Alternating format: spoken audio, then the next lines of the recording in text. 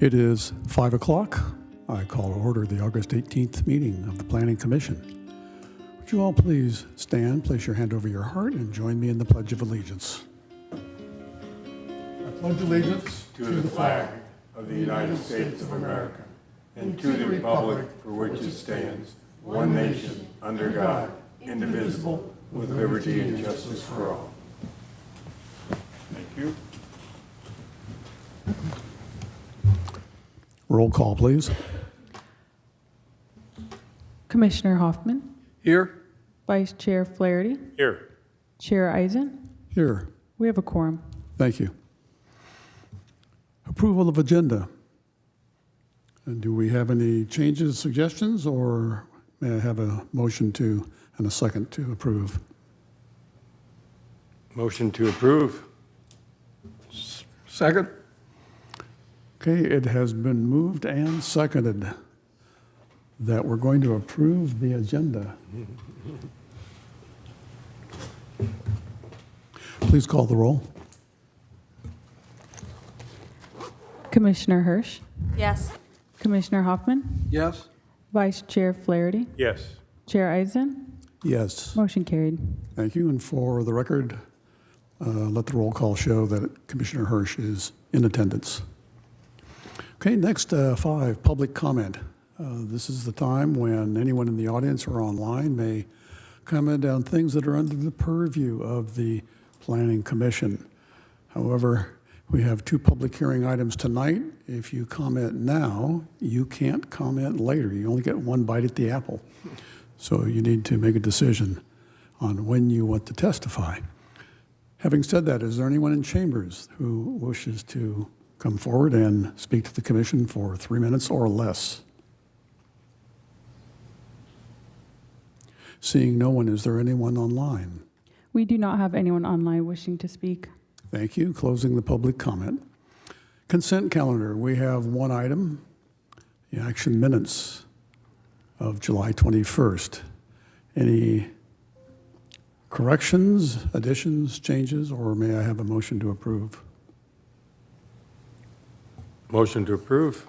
Second. It's been moved and seconded. Please call the roll. Commissioner Hirsch, Yes. Commissioner Hoffman, Yes.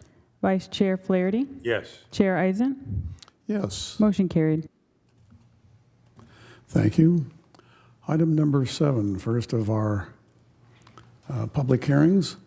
This is for adopting a resolution to approve a precise development plan, PDP 26-06, for an electronic monument sign at 710 Pier Avenue, and also to determine that the project is exempt from CEQA.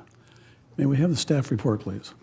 Good evening, Chair. The project planner, Angelique Chavez, our assistant planner, will provide that presentation for you.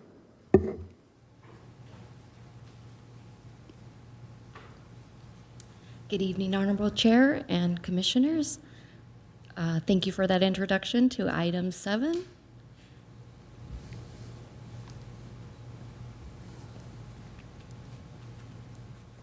This slide shows the project site and the general location of the proposed sign.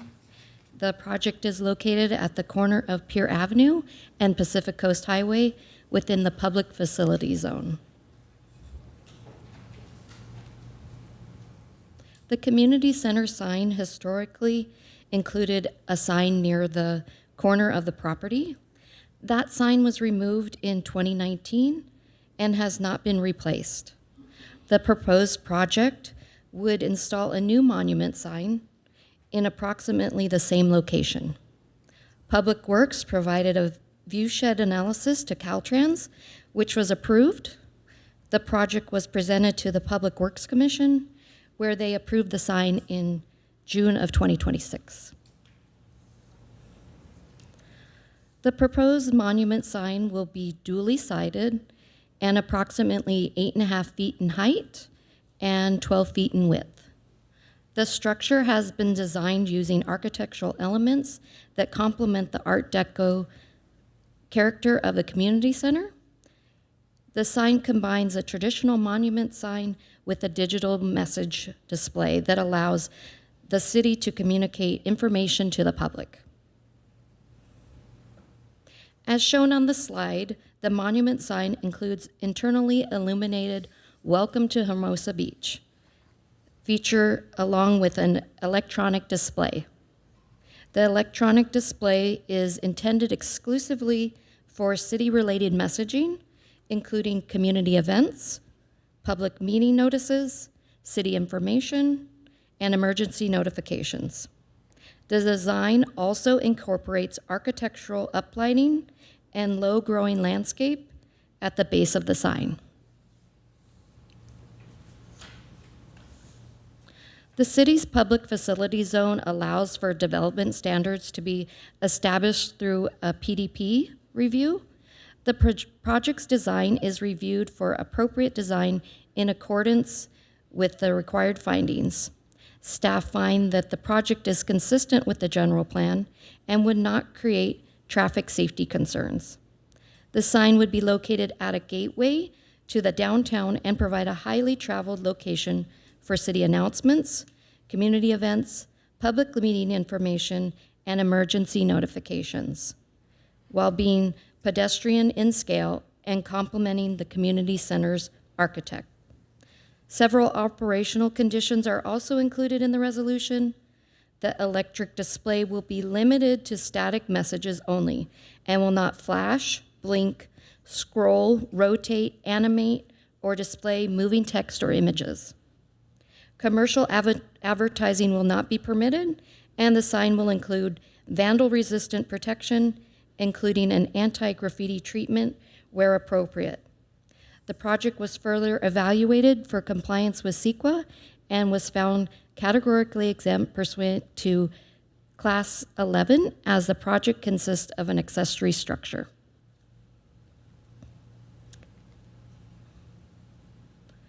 The project was duly noticed. Staff recommend that the Planning Commission adopt the draft resolution, determine the project exempt from CEQA, and approve the PDP for the installation of the proposed sign. This concludes staff's presentation. We are available to answer any questions the commissioners may have, and the applicant is present in the chambers. Thank you. Thank you. Any questions of staff? No. Seeing none, thank you. Thank you. We have an honored guest in the audience here. Do you wish to go through that study that you conducted for Caltrans, or you don't have to if you don't want to? It was pretty self-explanatory. It was also very well done. Sure. Thank you, Chairperson Izant, Commissioners, Joe Sanclemente, Public Works Director. Happy to be here. This project is part of Capital Improvement Program Project 111. I am also joined here tonight with our designer from MIG, Oscar Johnson. We're both here available to answer any questions. To your comment about the viewshed analysis, Caltrans did have us do a very robust assessment to ensure that the digital display did not conflict with the adjacent traffic signal. Our team actually constructed a to-scale mock-up with wood, and we actually detailed the outer and the inner perimeter so that we could conduct a real-life assessment at various site distance levels along PCH, Ampere Avenue corridor. And I think the photos also help show the scale of the sign in relation to the community center and the surrounding area. That was used so that we could get definitive response from Caltrans that the sign did not conflict with the traffic signal, which they did determine was the case. And there's no further review required from Caltrans at this time. But other than that, I'm happy to answer any questions. We also have Oscar here as well. Thank you, sir. Any questions of Mr. Sanclemente or the designer? Seeing none, thank you, sir. This is a public hearing, so we first go with folks in the chambers. Anyone in chambers wish to come forward and testify on this item, you have 3 minutes to make your comments. Seeing no one, is there anyone online? We do not have anyone online wishing to speak. Thank you. Okay, I'm going to close the public hearing, bring this back to the commission for comment, review, and action.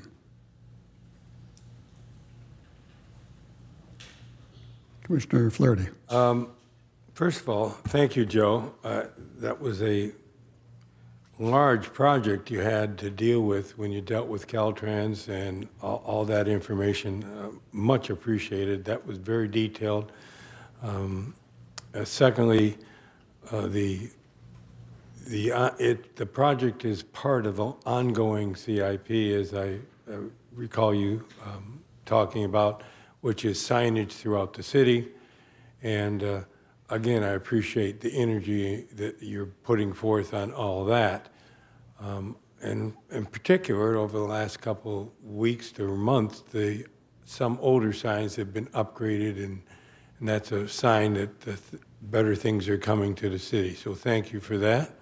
I'm very happy with this particular design, and I think we owe a shout out to Mr. and Mrs. Sheldon for their contributions to this project as it goes citywide.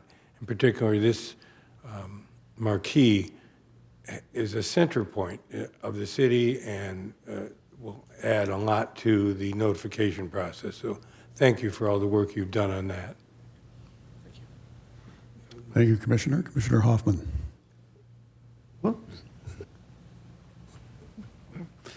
Just a couple of observations in response particularly to the public comments that we've received. Our role, as I understand it, is limited to, is it a CEQA exempt project, which I think it clearly is, and the second part being the sort of physical design and location situation of what's the improvement that's proposed, how it would be used, and the financing and so forth. Seems to me that while I appreciate the comments and don't necessarily disagree with them, I'm not sure that it's appropriate for us to respond to those, but I want to acknowledge both Ms. Pena, who is pretty consistent in this, and Tony, who's even more consistent in terms of providing input. I think I've raised a couple of really interesting points.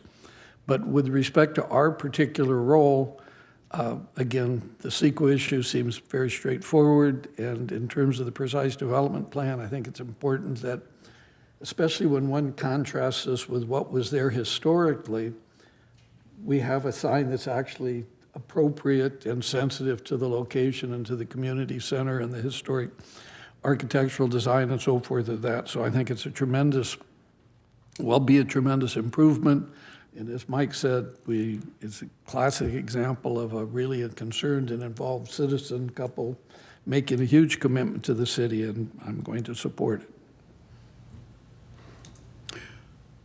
I have to backtrack for a moment, and because I was remiss, I did take testimony in the chambers, but I did not ask about anyone online. Do we have anyone online? So I'm going to have to reopen it because of my error of closing prematurely. Yeah, we asked. Yeah, you did ask me. You did. Oh, boy. Never mind. All right. Will you keep me on track? Okay, moving smartly along. Any other comments by commissioners? I'm just excited to see this come before us.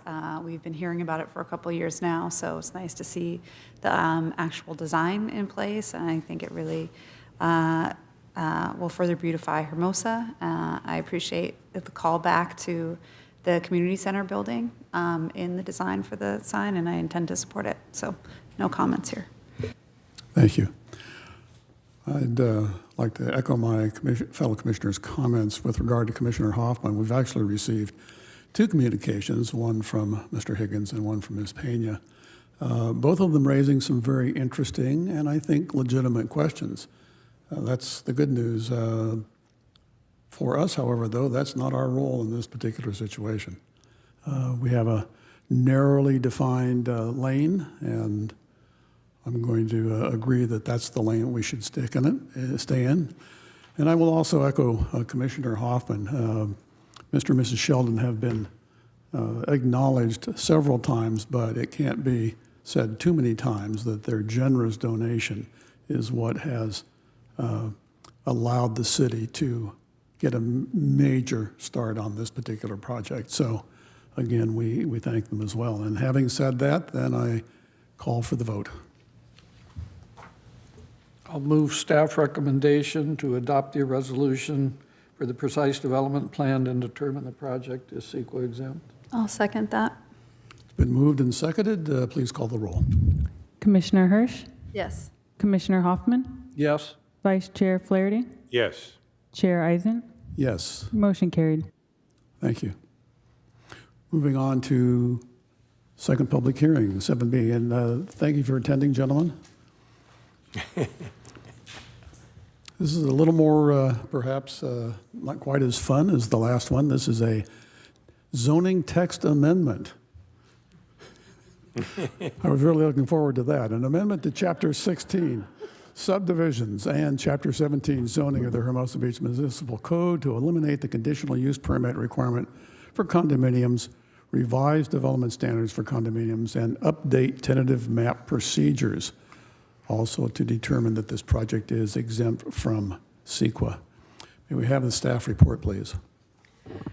Thank you, Chairman. DG Tran will provide, Associate Planner, DG Tran will provide the presentation for you this evening.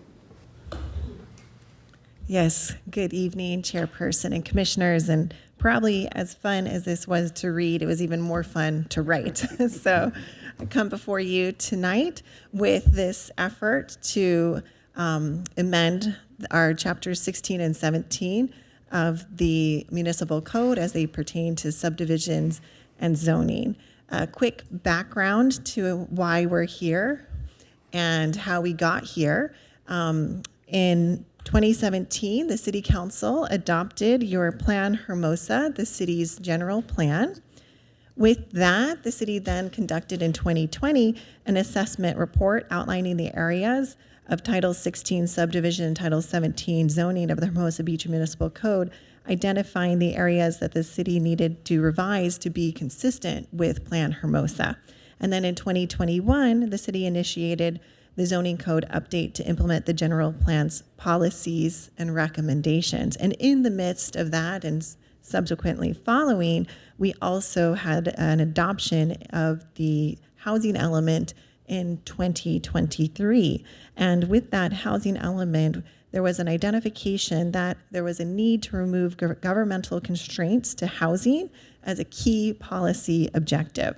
And the housing element includes a program to streamline housing production through amendments to the zoning code, which includes what is before you here tonight, the elimination for the requirement of a CUP for condominiums. So tonight's zoning text amendment is to pursue that objective to streamline housing to be consistent with the general plan, including the housing element.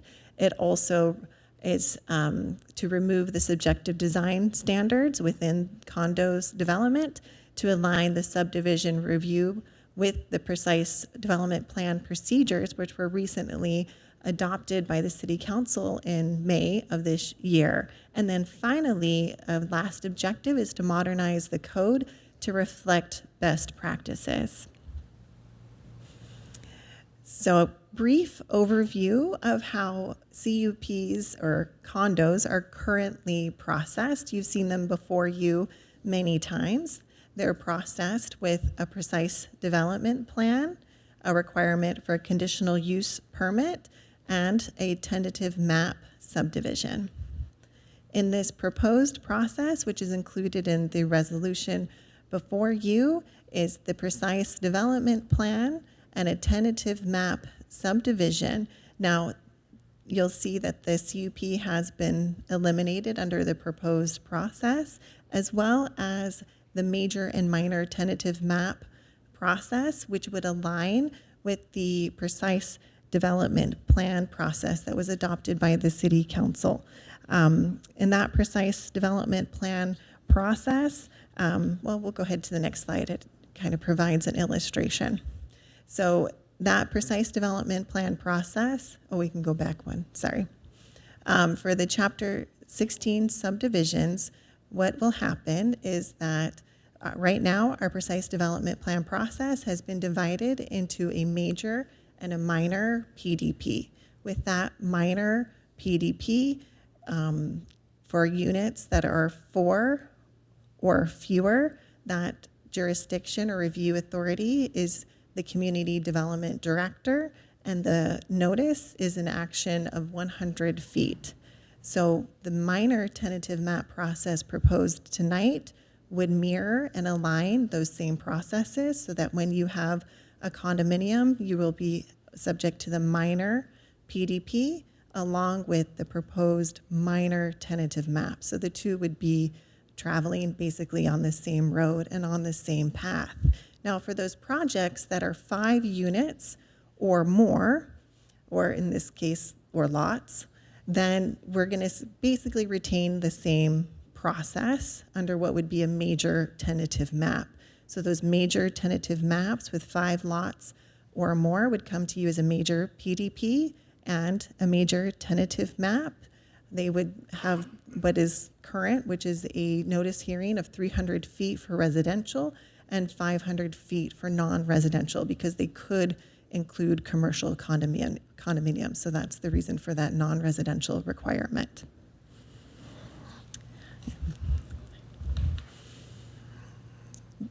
Also, in your proposed resolution, you'll see that subjective standards have been removed. So subjective standards for residential projects are prohibited by state law and are recommended for removal so that standards can be administered consistently. And in many cases, there are prescriptive development standards located in other parts of the code. For example, there was a standard that required the landscaping to be maintained in an attractive manner, but within our municipal code, there's already a standard that says you have to maintain your landscaping in an attractive manner, whether or not it's a condo.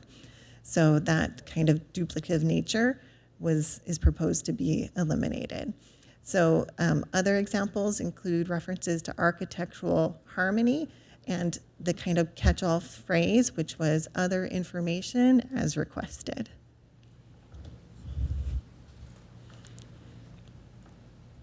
So before you, we have the findings that are required per the code 1784-50. The first is that the proposed zoning text amendment not be detrimental to the public interest, health, safety, convenience, or welfare of the city.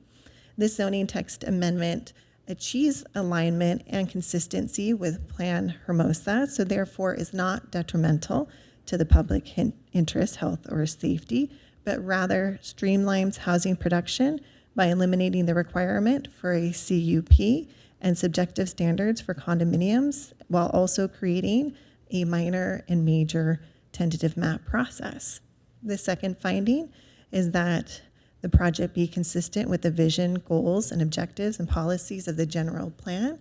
So as discussed, this project explicitly is meant to align with the general plan and the housing element, as that the housing element and programs are aimed at removing those governmental constraints to housing, and the housing element identified the elimination of unnecessary regulatory barriers as a key policy objective and established a program to amend the zoning code, which identified the removal of the CUP requirement for condominium developments. And the proposed amendments implement this program by eliminating the CUP for condominiums and establishing that major and minor tentative map procedure, which is also consistent with the Subdivision Map Act. And these amendments, taken in totality, reduce regulatory barriers by streamlining the subdivision process, eliminating subjective development standards, and they improve the overall efficiency of the entitlement process and support the general plan's housing objectives. Lastly, we do find that this project is consistent with the zoning ordinance, as it modernizes the zoning ordinance, improves administrative efficiency, and ensures that the municipal code remains accurate and internally consistent. The amendments eliminate the CUP requirement and those subjective development standards and all those others that we have discussed. And the next slide, please. So the project is exempt per common sense exemption, section 15061. It was also publicly noticed in the Easy Reader on the website and with postings at City Hall, the library, and the community center. And I also wanted to acknowledge that this is a first round of zoning text amendments, the first of perhaps many, which will be before you in the next 1 to 2 years.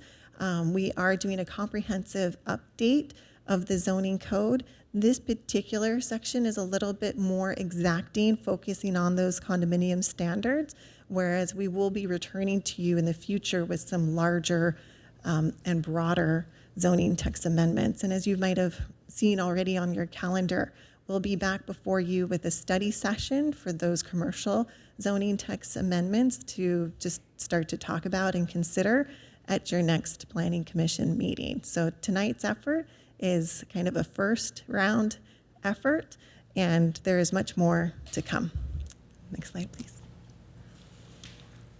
So it's staff's recommendation that you conduct a public hearing to consider the proposed text amendments, determine the action to be exempt from CEQA pursuant to that common sense exemption, and then adopt the resolution by title. And that concludes my staff report. Happy to answer any questions that you may have. Thank you. Fellow commissioners, any questions of staff? I do. Commissioner Flaherty. Thank you, first of all, Dee Dee, for your presentation. I have a question on page 3 of 5 of your staff report. You give us a graph on the major tentative map, and it talks about all non-residential, and then you go into the residential or mixed use of 5 or more would come to the Planning Commission.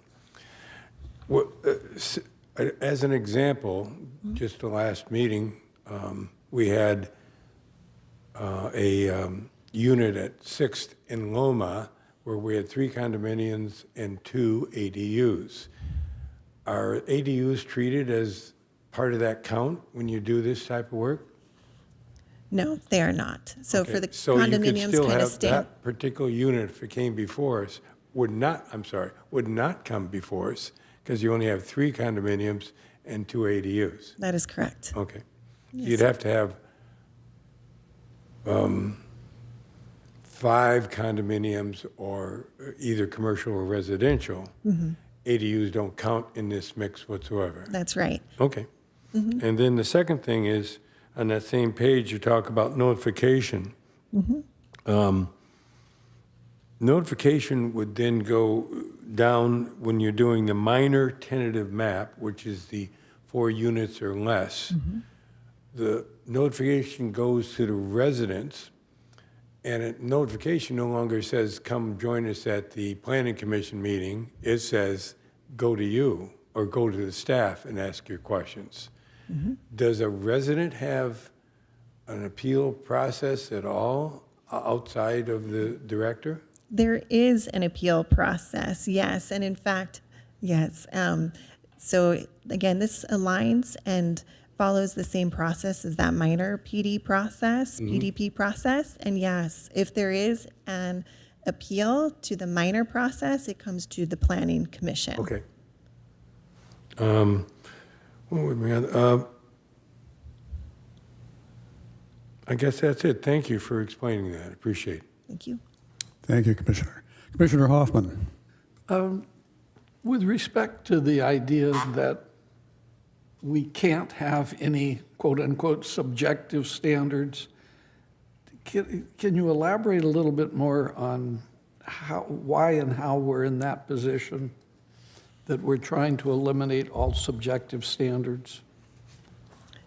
Yeah, I mean, came down as a state law, and I'll find that reference.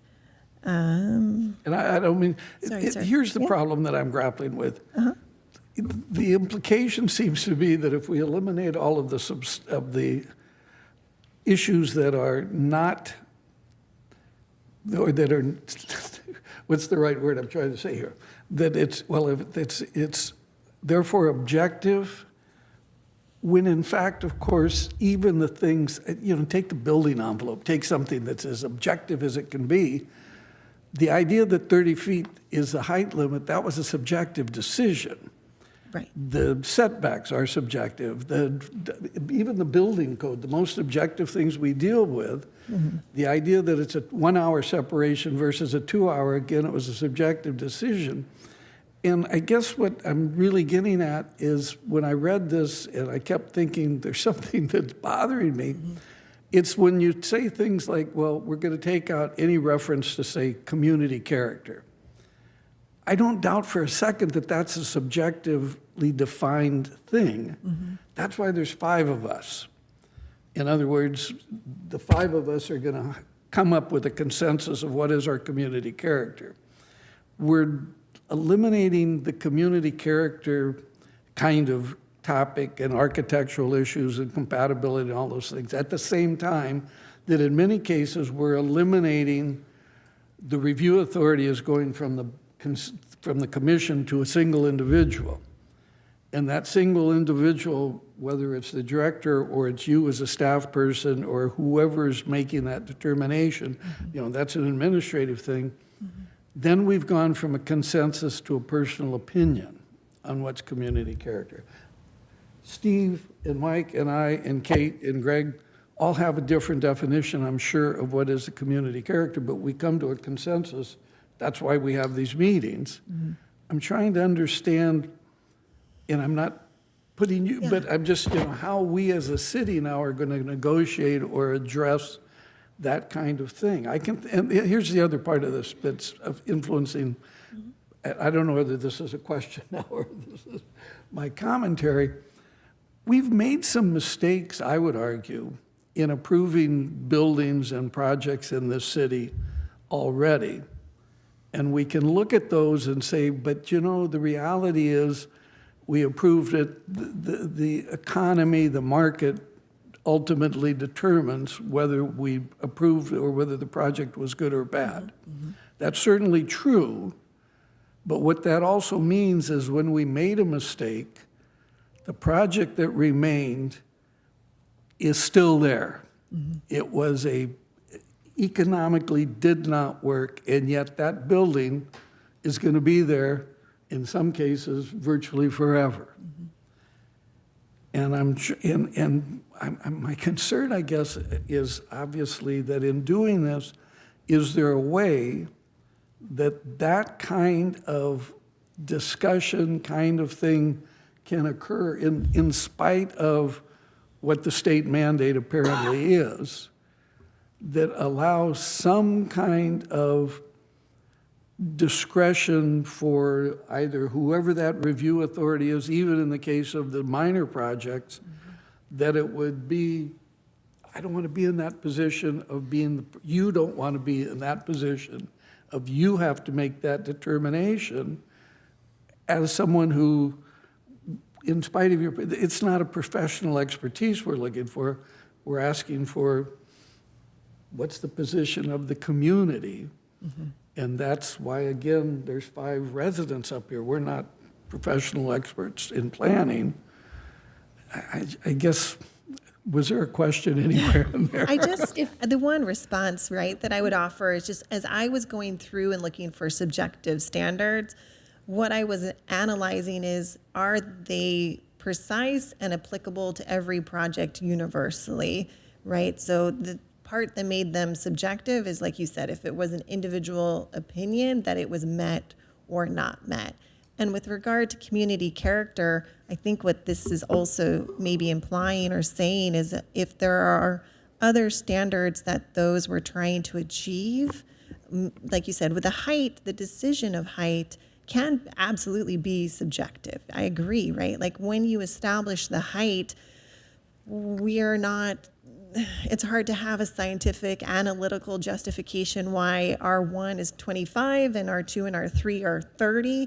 And just for fun, right? Looking back over history, we see that that has changed, right? And the reason for that change isn't particularly objective, right? It is subjective, but that standard is now objectively applied to all those projects. And I think if there are other standards that we find that we need in the community to establish our community identity, then we may have to incorporate those into our residential development standards when they come back to you, right? There are other jurisdictions that are much more prescriptive about what the building can and can't look like, right? And so like RPV establishes very prescriptive design standards for their residential buildings down to the color, right? Because they've decided that's their community identity.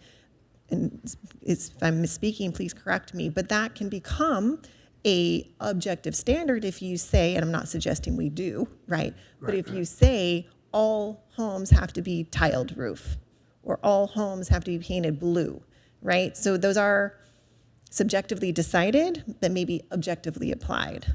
So it may be that as you continue to look at the evolution of the community, you might decide that there are some more, I would call them prescriptive design standards that need to be applied in the residential zones. I mean, we're fortunate people design beautiful homes here, but again, in other communities, your second story has to be set back at least 30%, right? Because it was felt in other communities, people were just building boxes.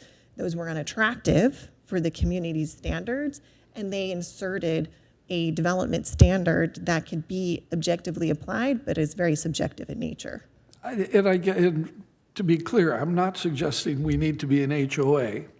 And I'm not, in fact, again, this is where I would argue that's exactly the opposite of Hermosa Beach. But there are also buildings that are both aesthetically and functionally not good. Yeah.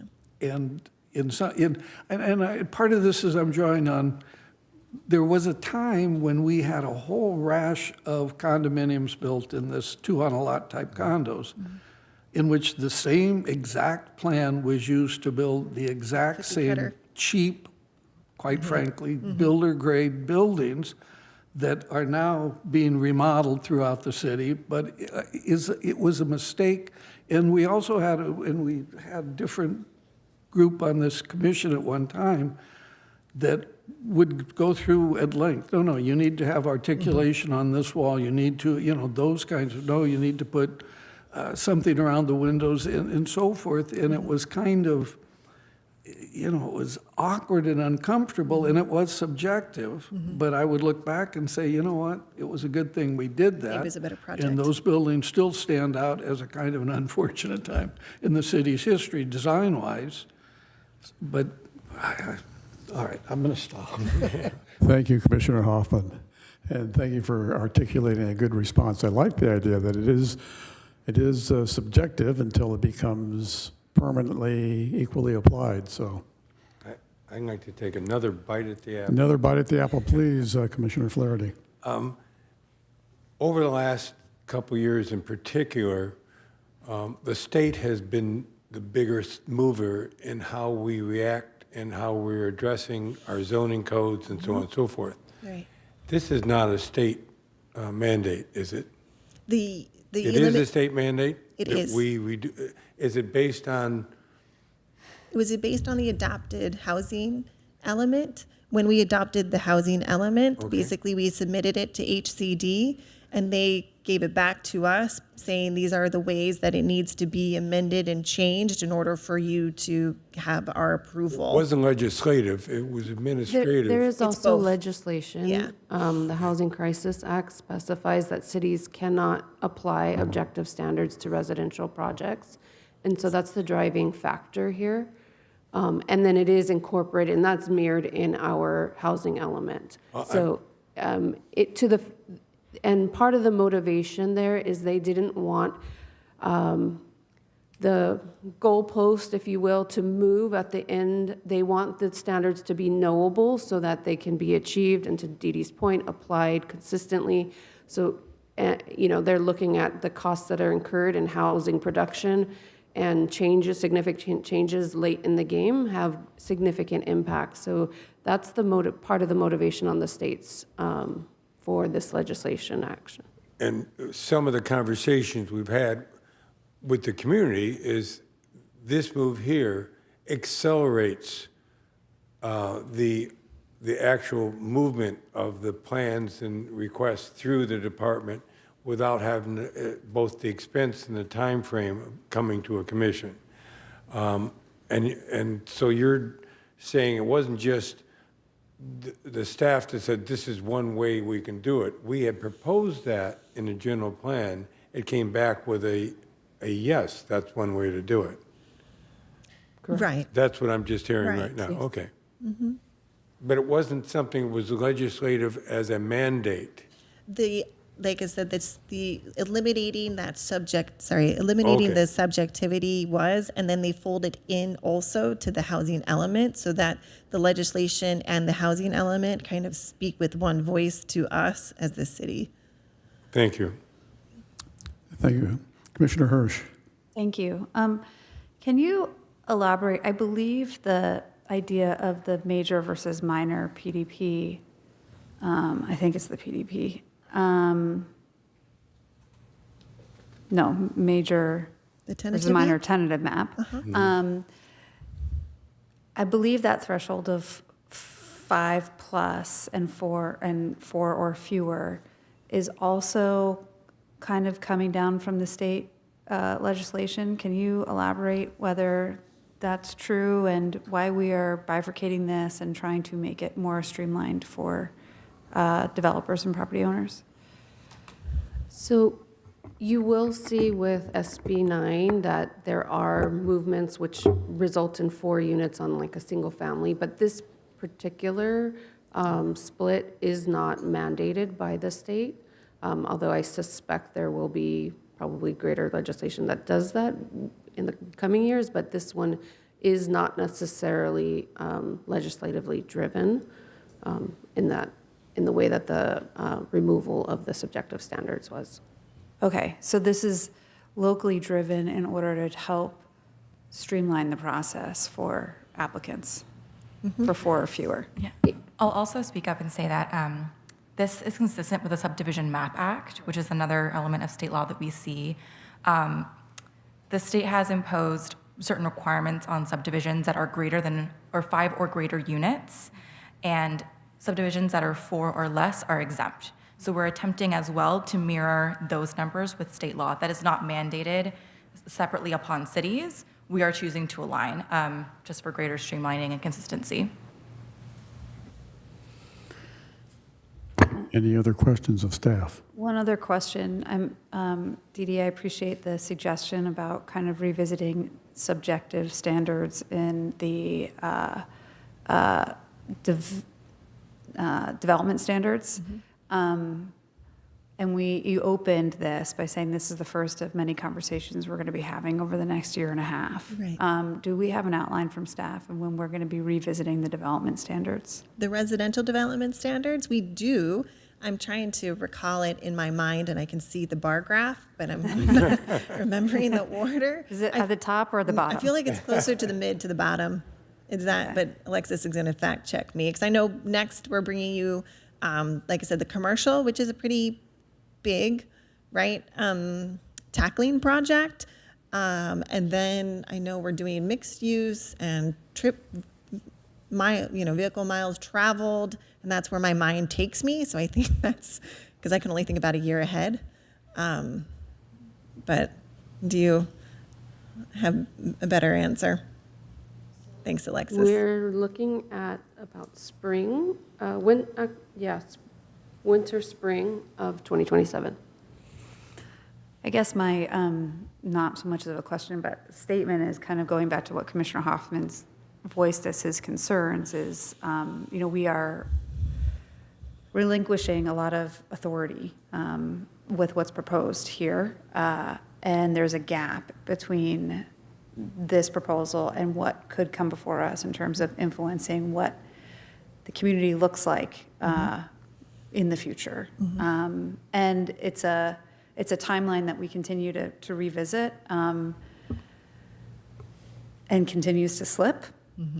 So it gives me a little bit of pause in terms of relinquishing so much visibility in terms of the projects that are going before staff. If it's not a mandate by state, and if we haven't yet updated our development standards. Commissioner Hirsch, if I can just kind of remind the commission, City Council took action, so our PDP process currently is split this way. So any project that came in would be reviewed first at staff level, and so we have an incongruent process. Right now, we could have someone coming in, they will need a PDP, a minor PDP approved by the director, and they could also still need the map at the commission level. So this is bringing alignment so that we're not creating some streamlining in one, and then you get a map, and the only thing that you would be reviewing then is the air subdivision. So I just want to point that out, that this will create alignment, and I think there is also benefit. We know we have a housing element cycle coming up. We will need to demonstrate that we've made progress on not only the items and policies that are outlined, but that we've ventured into other areas. And this is, I think, a very low-hanging fruit, but is meaningful to demonstrate that the city's, bringing alignment, streamlining where it's appropriate in these key areas. That is very useful context. Thank you for highlighting the differentiation between the PDP and the tentative map. Nothing else for me. Any other questions of staff? One last one. It was suggested by one of the people that wrote us the letters that this could have some value in looking at how it is performing, and is it valued? Does it move things forward quicker? Does reviewing these at your level do you believe it's going to expedite it quicker, not just on the applicant side, but on the staff side? Yeah, I mean, that is our goal, as I understand it from our director. I would love more time, but I don't think I get it. So yes, our goal is to do it expeditiously.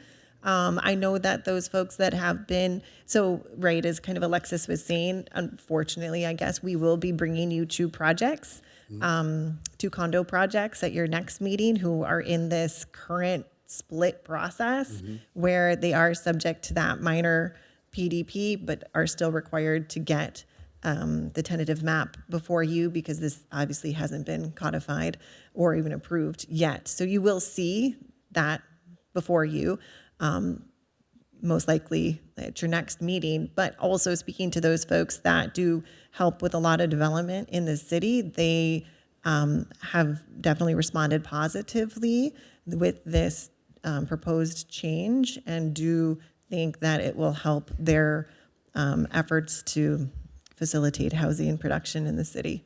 So it is our goal as staff to get things done as quickly as possible. Thank you. That should be enough. I think it's just a follow-up, if I can, on the same kind of procedural issue. Sure. For example, we've got Exhibit E, which is the amendment to the list of land uses in the city to Correct. accommodate. So when will that get adopted? In other words, because I'm assuming that list, based on that public workshop we had the other day, that list is probably going to be revised Yes, sir. more than just amending or striking out. But when would this get adopted? I mean, So- what do you see as the timeline? Well, this is kind of surgical. The one that's in your resolution today eliminates a duplicative.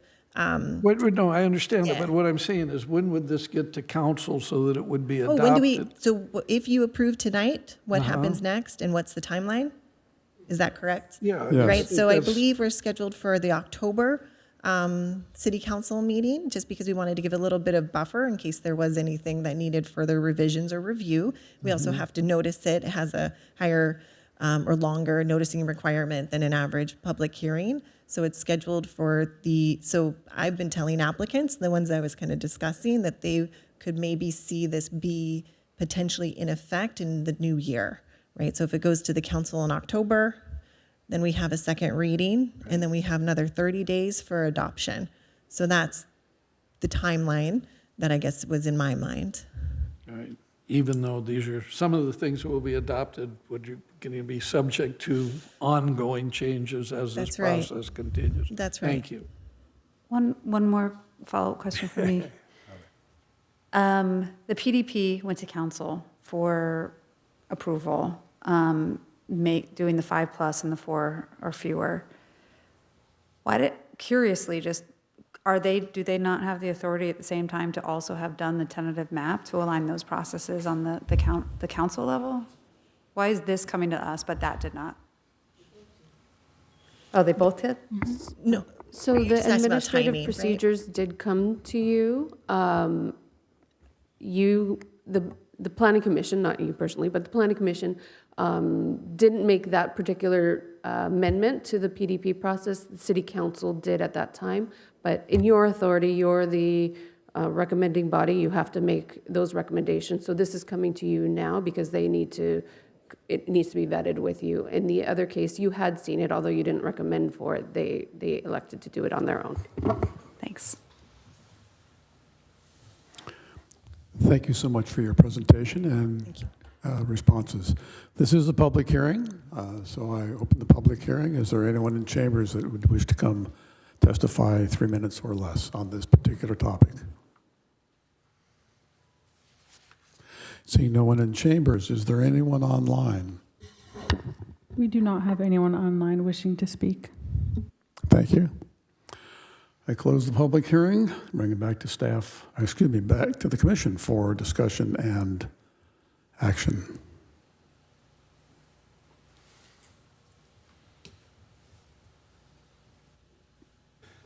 I've done a lot of things that I've come to regret afterwards, and things that I have done and felt uneasy about them that turned out perfect. And I think this is one of them, but I'm going to move staff recommendation and determine this project is exempt from CEQA. Second. Been moved and seconded. Any discussion since this is an important item? Seeing none, call the roll. Commissioner Hirsch, Yes. Commissioner Hoffman, Yes? Vice Chair Flaherty, Yes. Chair Eisen. Yes. Oh, motion carried. Thank you. Thank you, staff. Moving on to number 8, Community Development Director. Any report?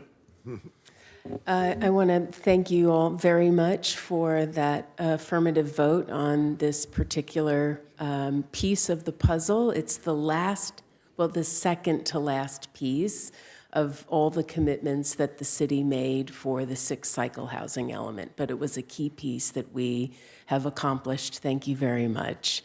The one other that we will be looking at in short order is the question of mixed use and the idea of expanding mixed use into commercial zones.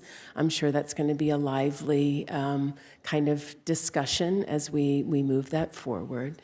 And our next upcoming workshop will be taking place on the 5th of September. Do I get the date right?